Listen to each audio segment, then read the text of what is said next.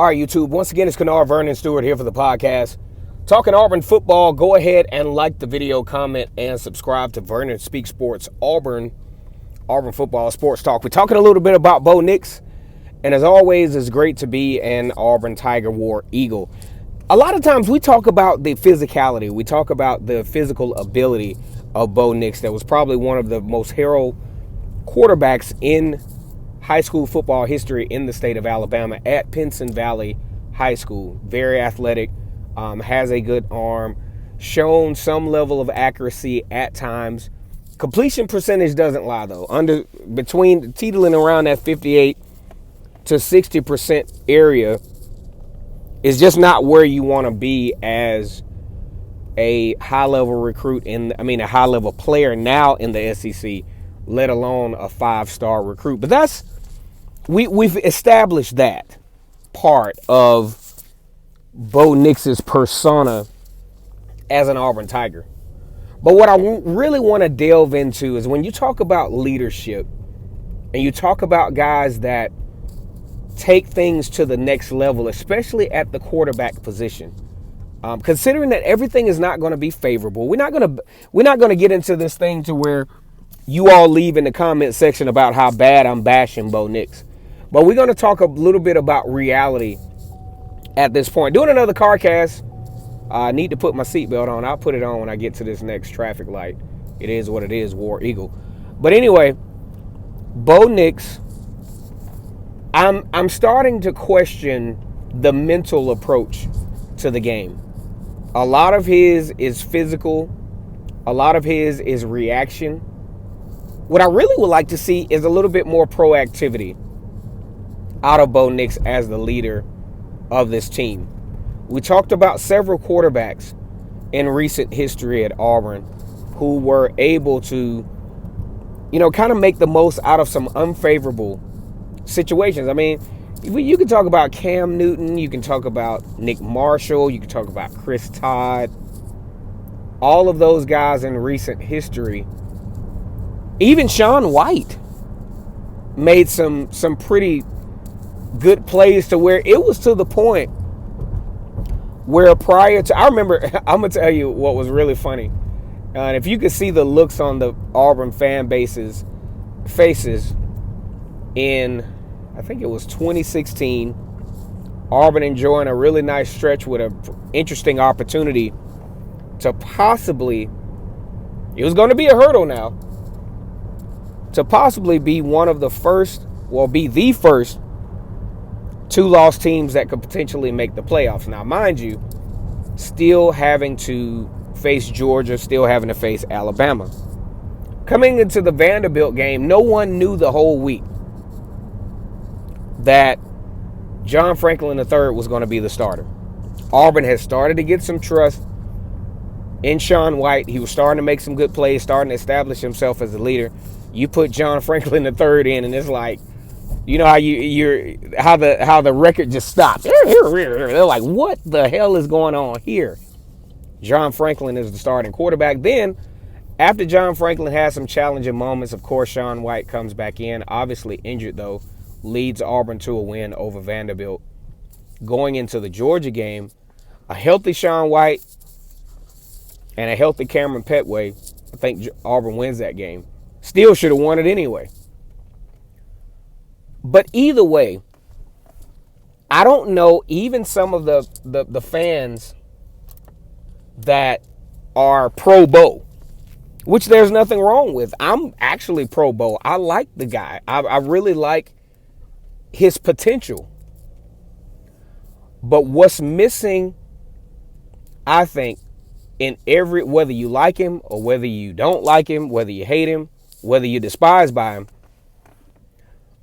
I think the X factor that's missing with Bo Nix is the mentality, is his ability to navigate his circumstance.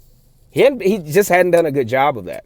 Yes, we know the offensive line is not absolutely perfect, but I watched the replay of Georgia against Cincinnati.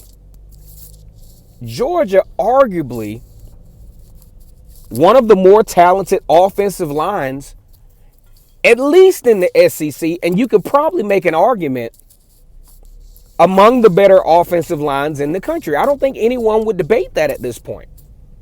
But even still, JT Daniels, 5-star recruit, got sacked sometimes, made some good plays. He was under pressure, though. Even with a 5-star average, 4-star average offensive line, you're going to experience some pressure, especially in the top 10 teams. Cincinnati was not a team that was a top 5 team just by default. This was a really good football team that was actually up 21-10 against Georgia in the Peach Bowl. Probably should have won it. They made some crucial mistakes down the stretch, which cost them that game. But I'm saying that to say this. Until we see Bo Nix able to navigate each and every circumstance that he's in, and either at times take a sack, at times throw the ball away, but make it look sensible, though. You know, even with JT Daniels, there wasn't a lot of running around the field. Even the quarterback for Cincinnati, under pressure. But you could tell that they understood that the pressure was coming. And what can Bo Nix do to channel this navigation with each particular team that he plays? He's got to get really good at film review.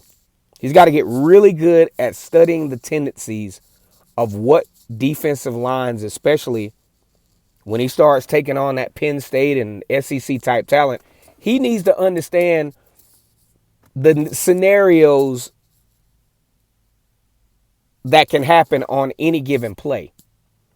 I'm not too sure that he's done that because based on what I've seen, it's the same pattern with each game. But a smart guy or more cerebral guy will start to analyze, okay, when this happens, this happens. The defensive line likes to do this. When they come in these types of formations and sets, maybe I need to just check down to a safer play. Mind you, Gus Malzahn didn't give Bo Nix that power, I don't think. Brian Harsin said in the spring game, they threw a lot of check down scenarios.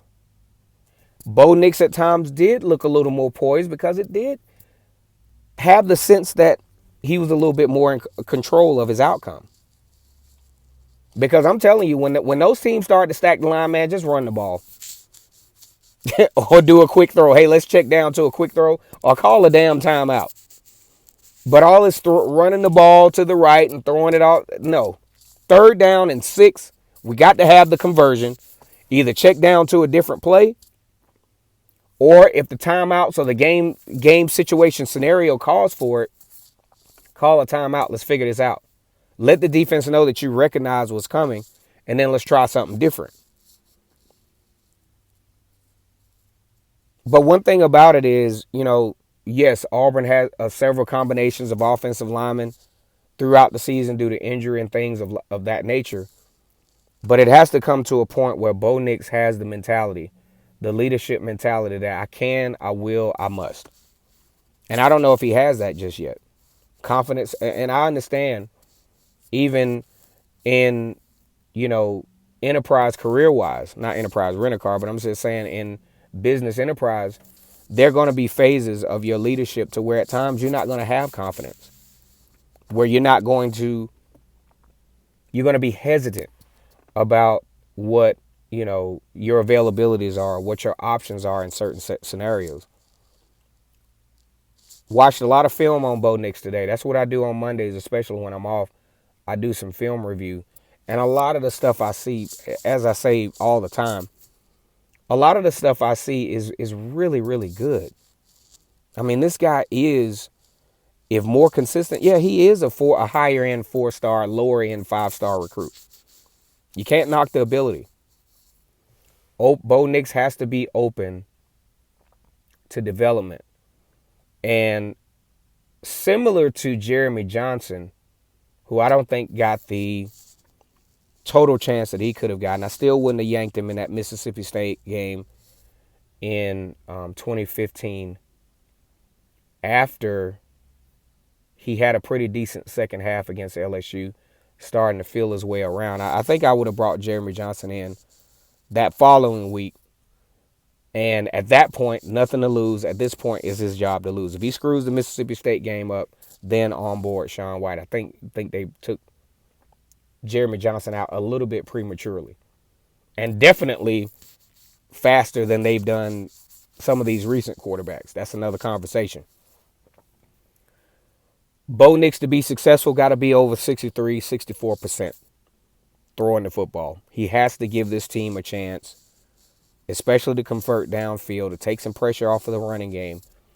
Now in the SEC, you can't totally depend on the run game because those are chunk yards. When you throw the ball, you get the yards quicker, obviously. I think Bo Nix has an opportunity. I think, he's got 2 years left, has the physical attributes, but now I'm questioning, if nothing else, just the mentality and the focus. The focus has to be there. Set my feet. If I don't have the opportunity where I can set and throw, I either need to throw it away or I need to find a proper check down. My first knee-jerk reaction cannot be scrambling out of the pocket. So either way, let's just start to look into Bo Nix from a mentality standpoint. I really want him to upgrade even his leadership styles. And what happens is, with leadership, is consistency. I think he has to get to a point where I understand that he probably doesn't trust his offensive line. But at the same time, the overall offense, he has to look at it both ways from a mirror standpoint. The offensive personnel doesn't necessarily trust him. And that's where that mentality, that's where that upgrading comes in from a leadership standpoint. They trusted Nick Marshall. They trusted Cam Newton. They didn't know how the hell it was going to happen, but they knew it was going to happen. That's what I want for Bo Nix. Vernon Speaks Sports here for Auburn Football Sports Talk. Here on a beautiful Monday. Go ahead and like the video, comment, and smash the subscribe button. We're going to keep this content going even over the offseason. It's tough. Been doing this for a couple of years now, and it is tough. But hey, we got to do it because the season is approaching, and I want you guys to know what you're walking into for this 2021 season. Brand new head coach Brian Harsin, 69-19 at Boise State. What can he bring to the SEC? I like what I see from him so far. As always, it's great to be an Auburn Tiger, War Eagle.